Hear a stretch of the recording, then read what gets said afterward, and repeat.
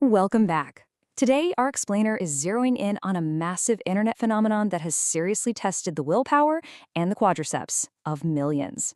We're talking about the 30-day squat challenge. We're going to break down the intense physiological and psychological journey of this equipment-free, insanely popular, and deceptively simple routine to see exactly how it triggers a total evolution of both your body and your mind. Picture this. You wake up tomorrow morning, throw off the covers, and immediately commit to a grueling, repetitive daily task. No gym membership, no expensive, clunky machinery, just you, your own body weight, and 100 squats every single day for 30 straight days. Now, at first glance, you might be thinking, it's just squats, right? I can handle that. But what actually happens beneath the surface when you submit your body to this relentless daily grind? Will your legs completely transform? Will you finally build that muscle or drop that stubborn fat? Or is your body just going to wave the white flag and give up halfway through? Okay, let's dive into this. Here is our roadmap for the journey. First, surviving the first week. Then, week 2, the turning point. Third, form, safety, and injury.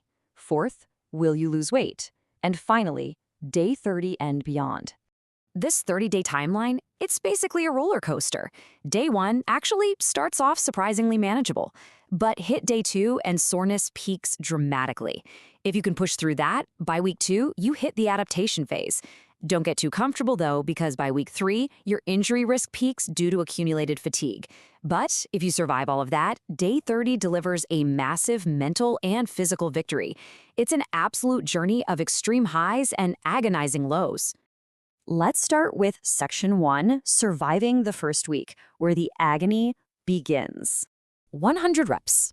On day 1, knocking out 100 reps actually sounds perfectly manageable. You start off strong. Maybe you break it up into sets of 20 or 25 throughout your day. Your legs might have a slight, satisfying burn, but nothing too crazy, right? But then, day 2 arrives. And suddenly, the simple, everyday act of sitting down becomes an absolute mission. Lowering yourself into a chair or just walking up a flight of stairs suddenly feels like a cruel and unusual punishment. Your thighs are tight, your glutes are screaming, and you realize exactly what you've gotten yourself into. The science behind all this agony really just comes down to micro tears. Because squats target the body's largest muscle groups, pushing them beyond their normal limits triggers a massive repair process. The big catch for the first week is that recovery becomes your biggest hurdle. You aren't just doing a heavy leg day and then resting for 3 days. You're forcing these micro-torn muscles to do it all over again the very next day, and the day after that. Mentally, this is right about where the excitement fades and some heavy doubt creeps in. But if you hold on, we hit section 2, week 2, the turning point, where your body begins adapting. Entering the adaptation phase, your relentless consistency actually starts paying off. The body literally adapts to the daily trauma you're putting it through. Those squats that felt so rigid and exhausting, they suddenly start to feel smoother. Your balance locks in, your endurance shoots up. And you'll probably notice you're knocking out those 100 daily reps way faster than you were in week 1. Your muscles are becoming neurologically far more efficient at handling the workload. And here's the best part. This is exactly when the visible changes typically emerge. As your core and lower back engage day after day, your posture improves and lower body muscle tone becomes really noticeable. You look in the mirror and see toned legs. Your glutes feel noticeably firmer. For most people, this physical feedback loop is when the challenge becomes deeply addictive. The daily burn feels incredibly rewarding because the evidence of all that hard work is staring right back at you in the mirror. Now, before we get too carried away, let's look at section 3, form, safety, and injury, and how to avoid the danger zone. Listen, there is a absolutely crucial distinction to make here between soreness and pain. Soreness is a dull ache. It's a signal of muscle growth. But sharp pain, that is an alarm system screaming that something is fundamentally wrong. By week 3, the cumulative pressure on your knees and lower back hits its absolute peak. A lot of people try to play the hero and push through sharp joint pain just to keep their daily streak alive. Please, do not do this. Doing 100 bad squats every day doesn't help your body. It actively destroys it. So proper mechanics are literally your lifeline to avoid injury. Step 1, always keep that chest up to protect your spine.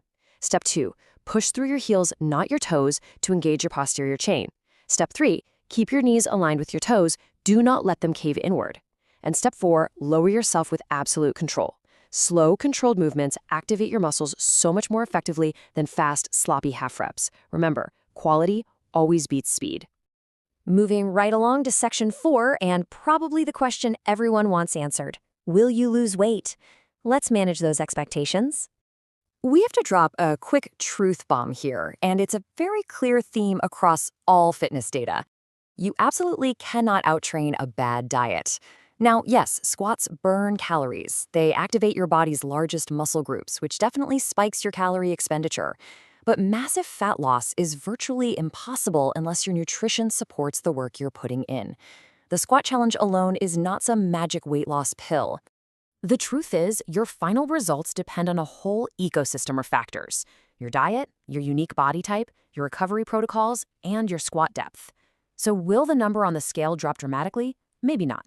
But if you manage these 4 factors really well, your body will still become significantly tighter and much more athletic looking, simply because you're replacing softer tissue with dense, active muscle tone. Which brings us to our final section, day 30 and beyond, the final verdict. You know, you probably started this whole challenge just to get stronger legs, but what's truly incredible is what happens to your mind. The greatest hidden benefit of this entire endeavor is self-discipline. By that final week, this is no longer just a fitness routine, it is a profound test of your willpower. There are going to be days when you are exhausted, days you are completely unmotivated, days you desperately want to quit. But pushing through those specific days builds a level of mental toughness that often proves far more valuable in your life than the physical results. You literally prove to yourself that you can honor a commitment even when nobody else is watching.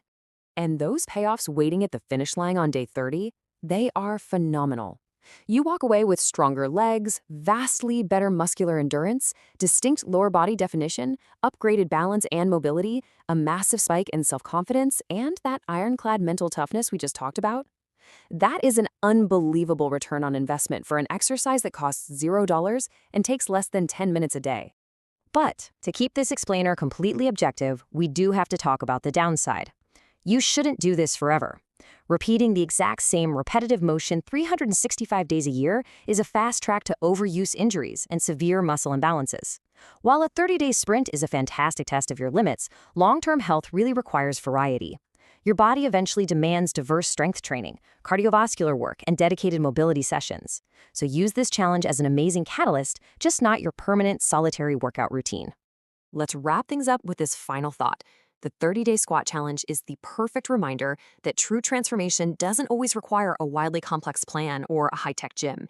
It just requires you. Sometimes radical progress starts with one simple, small commitment, repeated relentlessly every single day, one squat at a time. So now that you know the pain, the adaptation, and the ultimate victory, are you ready for the challenge?